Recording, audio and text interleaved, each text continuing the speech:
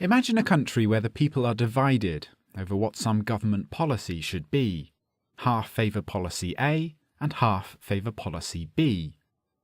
Whichever policy is implemented, only half the people will get to live under the policy they want, and there doesn't seem to be much the government can do about it. However, suppose that in the western half of the country, a small majority favour policy A, while in the east, a small majority favour policy B. By splitting the one country into two, each can choose a different policy, and immediately more than half of the people get to live under the policy they want. And those in the minority can more easily migrate if they feel strongly enough about it. Within each of the two new countries, the same principles apply. By splitting them up further, each small region, city or community can have its own policy, based on what the majority of people within that small region want. This way, even more people get to live under the policy they want, and migration becomes even easier because everyone is closer to a border. With many small countries, some of them may reject both policies A and B and go for policy C instead, or policy D, increasing diversity, choice, and competition between countries. People can start to see the impact of each government policy in practice. Good policies will be copied and spread as people see what works and what doesn't. Two countries that have the same policy on one issue might have different policies on another issue. Where there are benefits to policy alignment across a large area, neighbouring countries can cooperate with each other on a voluntary, bottom-up basis. There is no need for them to surrender their sovereignty or merge their political institutions. Smaller countries have further benefits. Votes become more meaningful, and political campaigns become cheaper.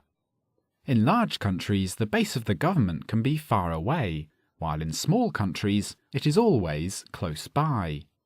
This means that the politicians are more likely to be from the same culture or class as the citizens, and meeting or protesting against them becomes easier. Governments become more accountable to their citizens. Over time, the size and role of government in each of these small countries could diverge greatly.